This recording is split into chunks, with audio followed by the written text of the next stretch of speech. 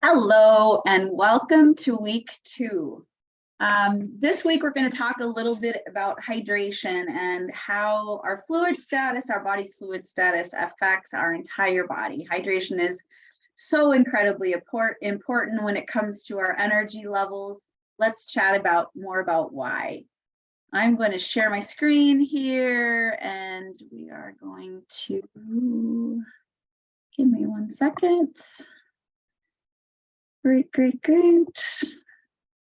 So we are now sharing the hydration equation. So I created this little infographic here. So how does fluid affect the body function? So it affects it in all these different ways: our brain, our gut, our weight management. It helps with detoxification, and it can help to lubricate joints as well as that energy and metabolism. So let's dive in here. First of all, in the brain, did you know that as little as 2% of a fluid loss can affect things like our mood, our memory, our ability to concentrate, as well as our reaction time? It can slow down the circulation in our body and actually affect the flow of oxygen to our brains, causing our brains to actually kind of contract away from the skull. And that can increase our incidence of headaches or migraines. I don't know if you've ever kind of had a headache and had a nice big glass of water and found that it has improved it or gone away. I know I have for sure. So just by adding a couple extra glasses of water to your daily intake can actually stabilize your emotions. It can help with feelings of anxiety. It can actually improve our ability to think or our cognition. And not to mention, like I said, decrease the incidence of headaches. So number 2, our gut function. And I think we all kind of know this. Typically when Rachel and I'd meet with people at the hospital, they would be struggling with things like constipation. And the 3 things we would typically ask them about is, are they drinking enough? That is number 1. Are they moving their body as far as activity and exercise? And are they getting enough fiber intake? Those are the 3 things. So that hydration or that fluid status is so important to help to lubricate our gut, to help things to adequately be digested and absorbed, and actually helps things to move easily through our GI tract and make it easier for evacuation. So not to mention, we know that our gut health is directly related to things like our immunity, our brain health, disease prevention, as well as weight management. It is the key to, fluid is that key to maintaining that healthy gastrointestinal tract.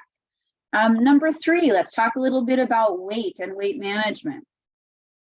Fluid intake can actually help us to feel that sense of fullness, which could potentially help us to lead to maybe less total food intake. If when we drink adequate fluid, it can actually decrease our total caloric intake and lead us to more of that calorie deficit if we are looking for weight loss. So sometimes, I don't know if you've ever been thinking, oh, I'm kind of hungry, more habitual, or maybe you're just in that snacky mood, and you have a nice big drink and realize, you weren't necessarily hungry, maybe you were more thirsty. So I always, if you're trying to cut back on total caloric intake, say before, if you're not truly hungry, maybe have a nice something to drink. Maybe see if that is helps with that hunger feeling, and then if you're truly hungry, have something to eat after that. Adequate hydration can help us to feel more energized and actually help us to want, when we're more energized, we're going to want to be more active, which can lead to more of a calorie burn, leading to that weight loss. So here's some tips to using fluids to decrease your total calorie consumption. Would be to drink fluids with meals. You might find that you actually consume a little bit less at mealtime. Set your fluid goals for between meals to kind of help you get to that total caloric intake, or that total caloric goal at the end of the day. Sorry, I'm really thirsty right now. Sometimes in the evenings we can get in that snacky mood. So after dinner, when you know you're full, but yet you're just feeling like you need to snack on something, grab that cup of warm tea or make yourself, I always like to make mocktails. So rather than an alcoholic beverage, grab a bubbly water, flavor it with maybe some fresh fruit, some lemon, some lime, just to give yourself kind of that hand to mouth movement, which is frequently what we're looking for when we're sitting and watching TV. That's when you want to snack and have popcorn and stuff. Sometimes just having something in your hands to sip on can make that difference. When you're looking for, like I already talked about, so when you want that little bit of a sweet treat, try making that mocktail with a little bit of a, you can even put a little bit of like a cranberry or an apple juice, or like I said, some fresh fruit. Another way to kind of maintain hydration is we know that alcohol can actually dehydrate us. So with every alcoholic beverage you consume, try to drink a nice glass of water in between to kind of help maintain hydration. Might also decrease the amount of alcoholic beverages you're drinking, which contain calories.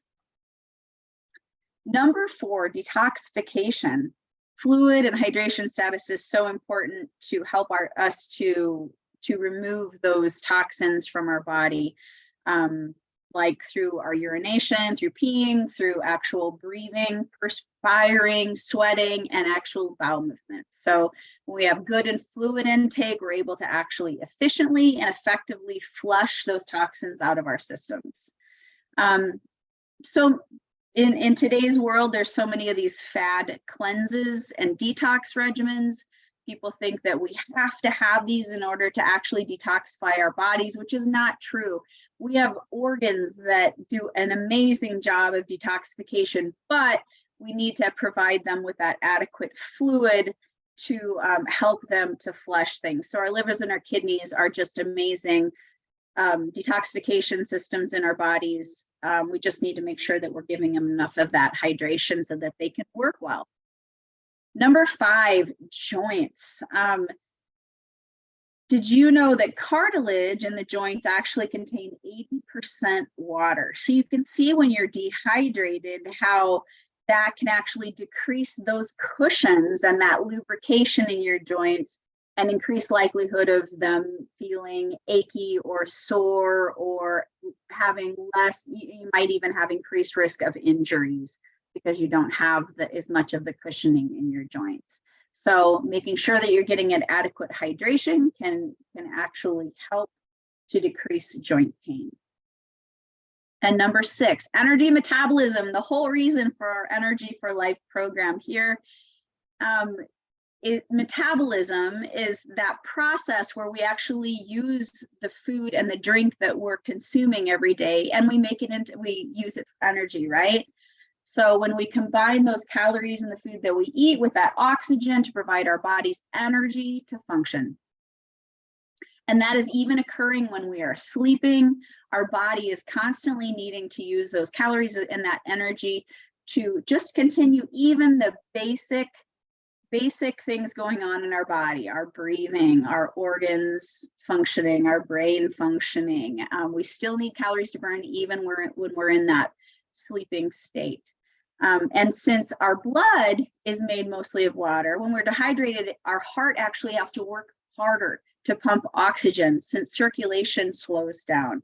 This extra work can leave us feeling tired and less focused. And on the other hand, when we're adequately hydrated, our body's able to work more efficiently with a healthy metabolism, which will in turn help us to feel more energy and help with our mood and our productivity. So they all work hand in hand. So now that we know how the hydration affects the body, let's discuss like how much we actually need. People throw numbers out all the time. I think for the longest time it was 8 cups of water, 8 cups of water, 8 cups of water, and that would be 64 ounces, right? And now it's moved to more like you need 100 ounces. And there are even some people that feel they need to be drinking 132 ounces, which is a gallon of water every day. It's a lot of water. So there are a lot of schools of thought on this, and each person is actually different. So, a tiny little 5'2" woman is not going to need the same amount of fluid maintain good hydration as maybe a 6'4" man, right? Things that affect our hydration status are going to be things like our age, men versus women. Men have more lean mass. They're going to need more fluid. They usually typically have more body mass as well.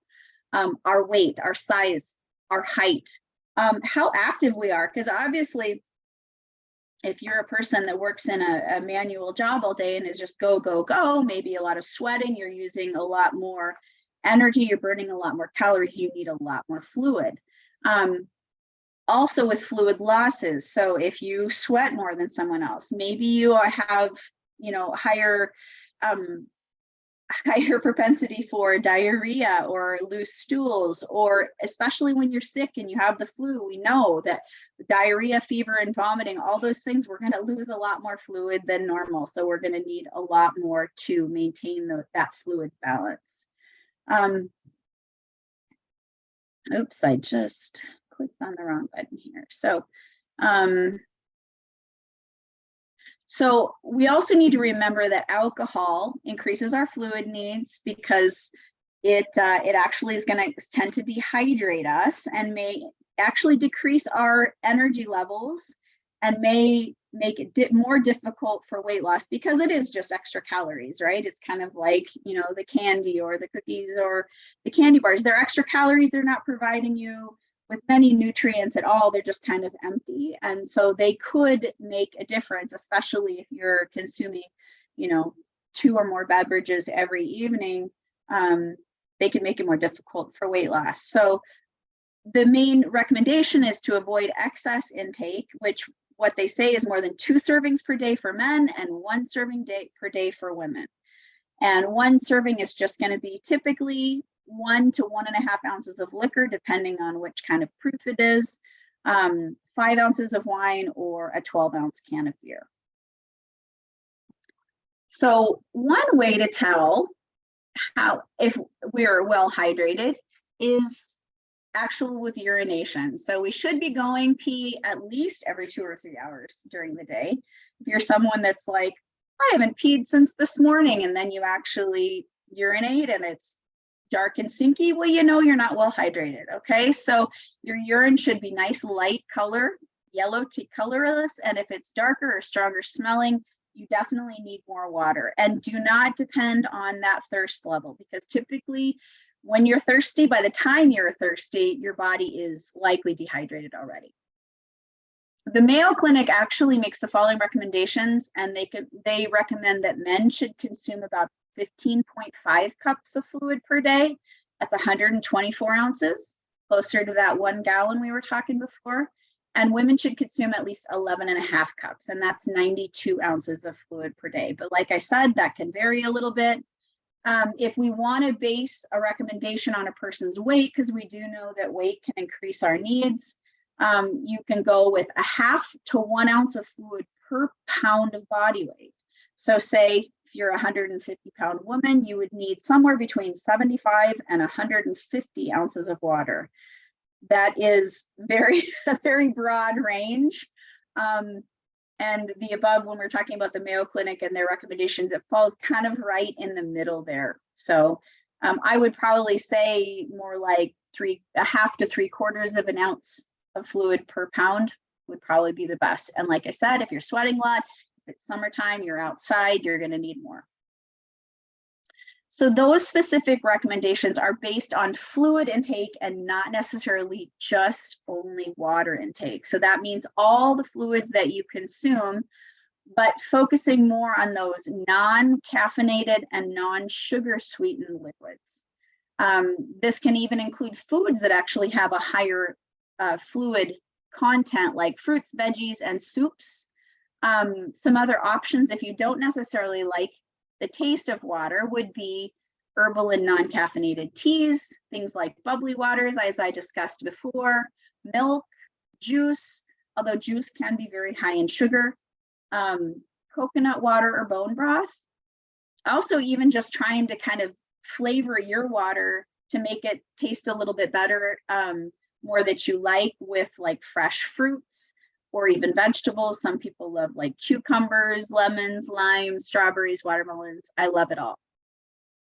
This week, I'd like to set a goal for you. So regardless of all the equations or recommendations above, that's going to make no difference if you are a person that you're struggling to get in a few cups of water a day, and me telling you now that you need to get in 11 cups a day, that's not going to be a good and a reasonable or a smart goal like we talked about last week, right? We want something that's going to be realistic for you. So let's just focus on trying to increase what you are currently taking. So let's find some ways to actually increase the fluid intake, for you. If you're a person that doesn't like to take in water, you don't like the taste of it, and you really have a hard time getting in a lot of it, why don't we start with an additional cup or two, 1 or 2 cups of fluid per day? Try to increase it by another cup per week.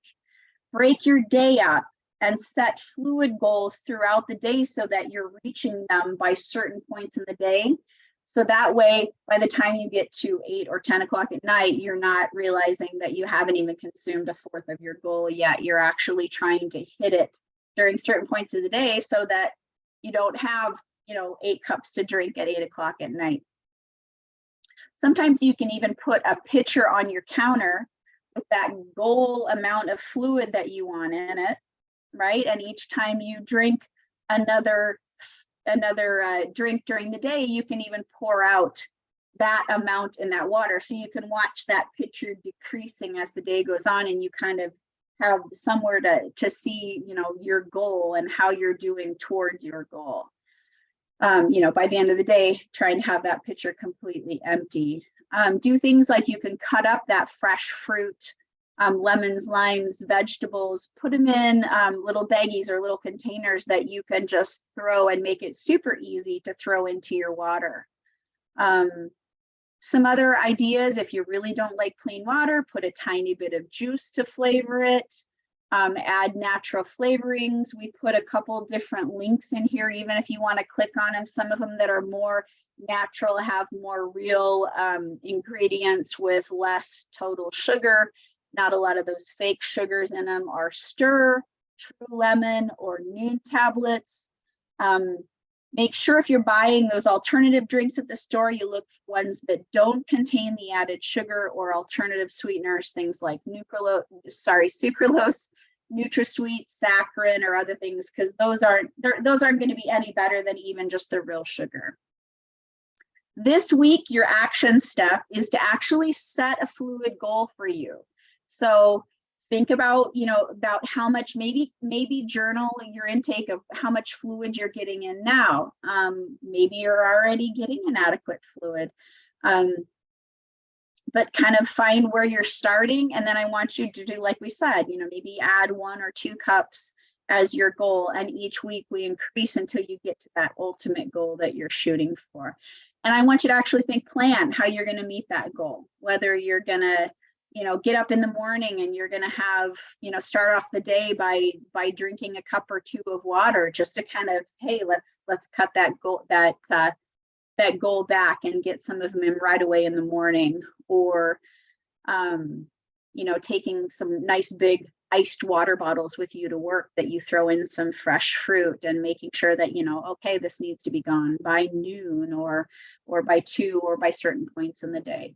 So try tracking your intake in the Practice Better client portal, and let us know how you're doing. Please do not hesitate to ask us any questions. We hope you guys are having a fantastic week 2 here, and we'll talk to you next week. Have a great week. Bye.